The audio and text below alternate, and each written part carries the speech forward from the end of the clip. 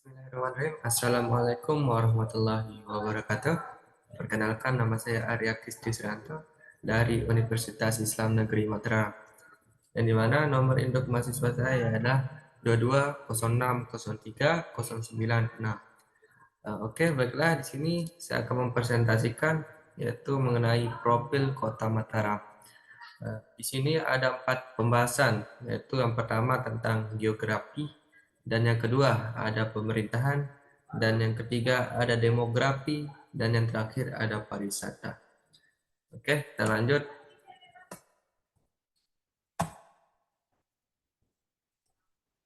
Oke, kita beralih ke geografi. Kota Mataram memiliki tropis wilayah berada pada ketinggian kurang lebih 50 meter di atas permukaan laut. Dengan rentang ketinggian sejauh 9 km, terletak pada 08 derajat Celcius 0,33 sampai 08 derajat Celcius 38 lintang selatan, dan 116 derajat Celcius 0,4 sampai 116 derajat Celcius 10 bujur timur. Struktur geologi Kota Mataram sebagian besar adalah jenis tanah liat dan tanah endapan turf, yang merupakan endapan eluvia yang berasal dari kegiatan Gunung Rinjani. Secara visual terlihat seperti lempengan batu pecahan, sedangkan bawahnya terdapat lapisan pasir. Oke, geografi di sini ada 2 macam, yaitu batas wilayah dan iklim. Yang dimana batas wilayah Kota Mataram yang di sebelah utara berbatasan dengan Kecamatan Gunung Sari, Kabupaten Lombok Barat. Terus sebelah timur yaitu berbatasan dengan Kecamatan Armada, Kabupaten Lombok Timur. Yang ketiga sebelah selatan yaitu berbatasan dengan Kecamatan Labu Api, Kabupaten Lombok Barat. Yang keempat ada selat yang di barat itu berbatasan dengan Selat Lombok.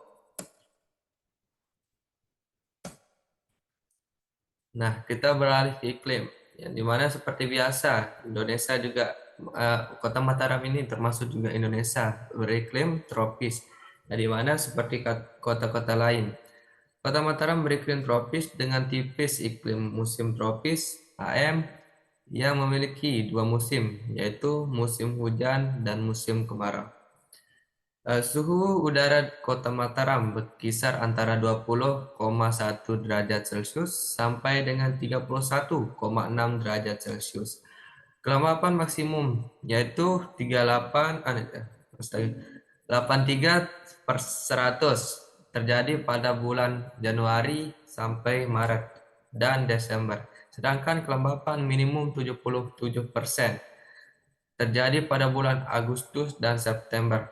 Rata-rata penyiaran matahari maksimum pada bulan September. Sementara jumlah hari hujan tertinggi terjadi pada bulan Januari sebanyak 20 hari dengan curah hujan rata-rata mencapai 1.200 sampai 2.000 mm per tahun. Dan jumlah hari hujan relatif kurang lebih 120 hari per tahun. Nah, baik, kita lanjutkan ke pembahasan kedua, yaitu tentang pemerintahan di Kota Mataram. Kita bahas tentang kecamatan. Kota Mataram terdiri atas 5 kecamatan dan 50 kelurahan. Pada tahun 2017, jumlah penduduknya mencapai 419,506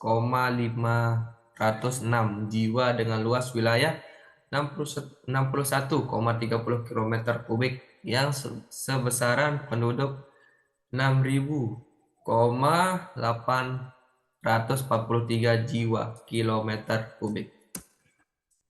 Baik, kita lanjut ke kecamatan yang ada di Mataram. Ada beberapa kecamatan yang ada di Mataram. Yang pertama ada Kecamatan Ampenan, yaitu berkesaran seperti yang ditunjukkan dari map, yaitu berwarna ungu. Dan ada kedua tentang Cakra Negara, yang ketiga ada Kecamatan Mataram, yang keempat ada Kecamatan Sanubaya, dan yang kelima ada Kecamatan Skarbela, dan yang terakhir ada Kecamatan Selarang. Baik, itu aja kecamatan yang ada di Mataram. 6 kecamatan yang ada di Mataram.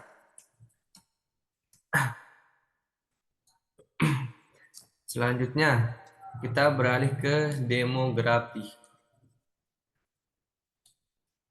Kita membahas dengan demografi, yaitu suku bangsa. Yaitu suku Sasak merupakan suku bangsa mayoritas penghuni kota Mataram. Selain suku Bali, Tionghoa, Melayu, dan Arab. Keharmonisan kehidupan antara suku di Mataram sempat terganggu oleh pariwisata pemecahan kerusuhan Lombok 17 Januari 2000 yang menyeret isu agama dan ras sebagai penyebab kerusuhan. Selanjutnya, tentang agama.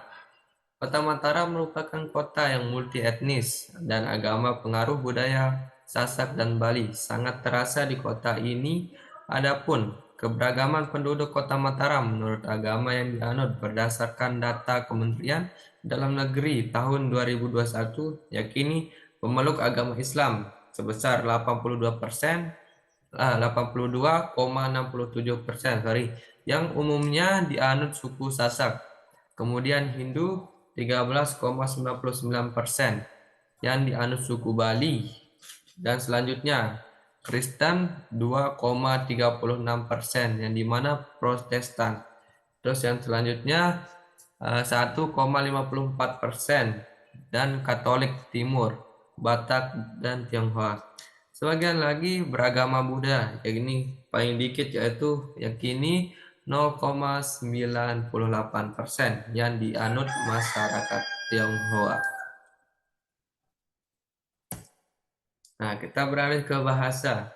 Bahasa yang banyak digunakan di Kota Mataram yaitu masyarakat Kota Mataram sebagai menggunakan bahasa Sasak dalam kesehariannya. Selain bahasa Indonesia, bahasa Bali, bahasa Samawa, serta bahasa Bima. Bahasa Sasak itu tersendiri terbagi atas beberapa dialek, tergantung daerah masing-masing, penggunaan Pulau Lombok, serta dapat digunakan sebagai acuan perbedaan sastra sosial di masyarakatnya.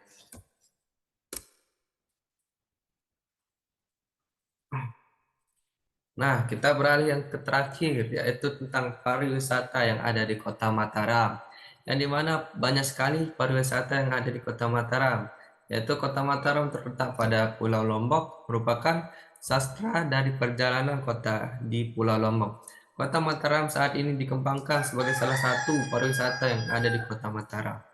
Nah, kita lanjut, ada beberapa wisata yang kita centus di sini, yaitu pertama pada pariwisata yaitu wisata alam, dan kedua ada wisata budaya, dan yang terakhir ada kuliner.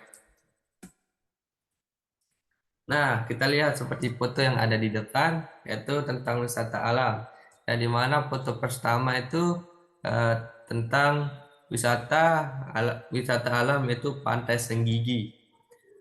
Yang kedua itu pesona yaitu tentang Pantai Kuta, dan yang di bawahnya lagi mengenai Pantai Ampenan.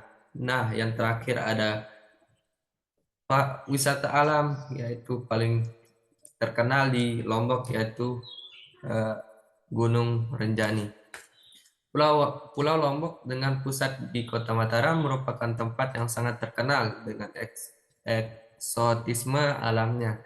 Dari kata ini, Anda bisa menunjukkan tempat pariwisata alam yang sangat terkenal, di antaranya Pantai Senggigi, Gili Trawangan, Pantai Kuta, Pantai Ampenan, terus pesona gunung berapi tertinggi kedua di Indonesia, yaitu Gunung Rinjani.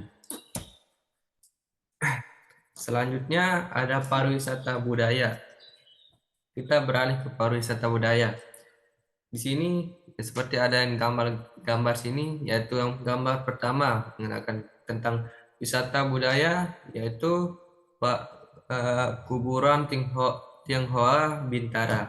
Terus yang kedua ada Taman Mayura. Yang ketiga ada Pura Segara. Yang keempat ada Museum Negeri Nusa Tenggara Barat. Nah, di sini berbagai banyak wisata budaya. Yang keenam yaitu yang kelima ada Loang Baluk, dan yang keenam ada Kota Tua Ampenan. Yang ketujuh ada Taman Budaya Provinsi Nusa Tenggara Barat. Dan yang ke-8 ada Pura Meru.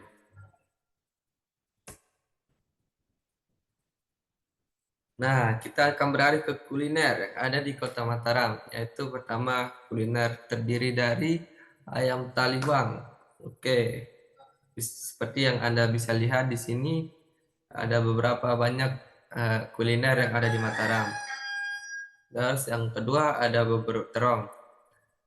Yang ketiga ada sate bulaya, dan yang keempat ada pelecing kangkung. Yang kelima ada balap puyung, yang keenam ada ares, yang ketujuh ada sate rembiga, yang kedelapan ada sate Tanjung, dan yang kesembilan ada poteng jaji tujak iwal. Terus yang ke-10 ada iwal, dan yang ke-11 ada bebalung. Dan masih banyak lagi kuliner yang ada di Kota Mataram. Nah, mungkin itu saja yang dapat saya sampaikan. Kurang lebihnya mohon maaf. Eh, Sekian, terima kasih. Allahumma fiq ila komentarit. Wassalamualaikum warahmatullahi wabarakatuh.